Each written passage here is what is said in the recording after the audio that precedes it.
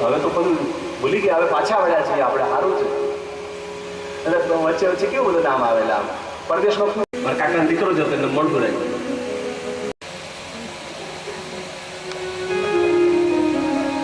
નામ સ્મરણ માત્રથી જેનો ઉદ્ધાર થઈ જાય. એક નાનું એવું એની પાસે કોઈ સત્કર્મ કરી લો, શિવજી પાસે. વિષ્ણુ ભગવાન પાસે કર્મ કરવું હોય તો બહુ બધું કરવું પડે, યજ્ઞ કરવો પડે ને પિતૃ તર્પણ કરવું પડે ને આ કરવું પડે, બહુ બધી માથાએ પડે. અને આમે તે વિષ્ણુ ભગવાનને તો પાછા પીળા પિતાંબરીને બહુ કઈ જરૂરિયાત જ નથી. એક કળશ પાણી લાવી, ગંગાજળ લાવી અને ગંગાજળથી અભિષેક કરી દઈએ ભગવાન શિવજીને ઉપર.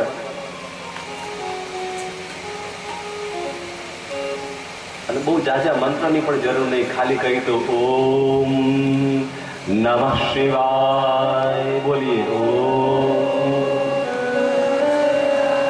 ઘરમાંથી કાઢી મૂક્યો છે, ભૂખ લાગી છે, શિવ મંદિર જોઈ ગયું. એને થયું સાંજ પડી જાય, અંધારું થઈ જાય, પછી શિવ મંદિરમાં જઈ અને નિવેદ પણ કંઈ મળ્યું નહીં. ત્યારે એણે વિચાર કર્યો, લાય પ્રકાશ થાય એવું કંઈક કરું. એટલે એણે પોતાનો પહેરેલો જે કપડું હતું એ કપડું ઉતારી અને નીચે મૂકી અને અગ્નિ પ્રગટ કરી. અહીંયા છે એ નિવેદ લઈ અને પોતે આરોગ્ય છે. નિવેદ જમીને બહાર જતો રહ્યો, ભાગી ગયો.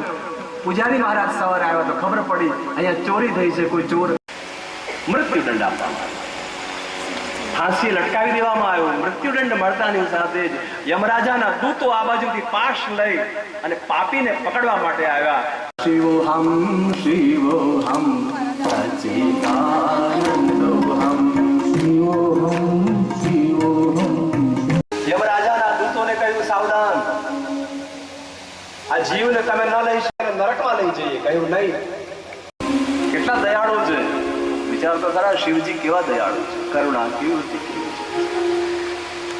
શિવજીના ગણોએ યમપાશમાંથી ગુણનિધિને નીચે ઉતાર્યો. ગુણનિધિ શિવજીના પગમાં વંદન કરે છે. ભગવાન શિવજીએ કરુણા કરી અને ગુણનિધિને કહ્યું, જા, હું તને મારા ધામ પ્રકાશ કરાયો છે, પ્રકાશ કરાયો છે મારા દેવાલયની અંદર. અને દીપદાન કહેવાય. અને સત્કર્મ કરજે. એ જ ગુણનિધિનો બીજો જન્મ આવ્યો.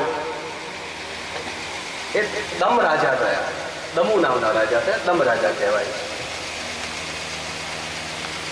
દમ રાજાએ દમુ રાજાના આદેશ પ્રમાણે એના રાજ્યની અંદર જેટલા જેટલા શિવાલય હતા ત્યાં આગળ બધા જ માણસો ભેગા થઈ અને દીવડાઓ કરવા લાગ્યા. એટલા બધા દીવડાઓનું જે પુણ્ય ફળ હોય નિમિત્ત માત્ર કોણ બન્યો?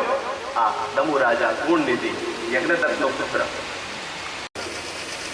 વૈષ્ણવા પુલસ્ત કુળની અંદર, જે કુળમાં રાવણ થયો, પુલસ્ત કુળ, એ જ કુળની અંદર વિશ્રવા થયા, એના વૈષ્ણવા થયા દીકરા.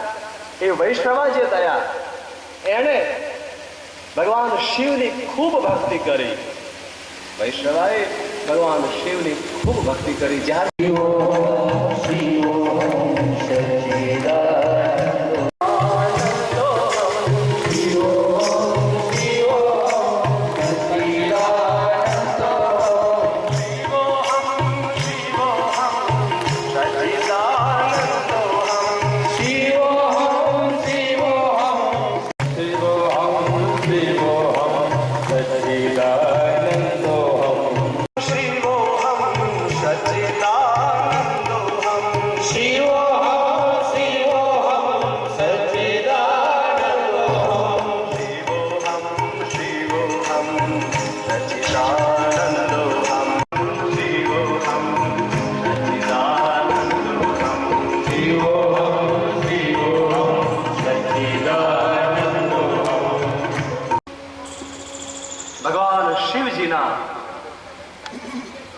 સતત સાનિધ્યમાં રહ્યો. શિવજીએ ની પૂજા કરતા કરતા વૈષ્ણવાએ અનેક અનંત શક્તિઓને પ્રાપ્ત વધી.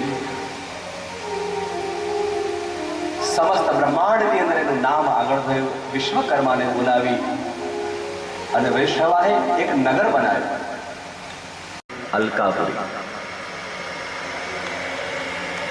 અલકાપુરી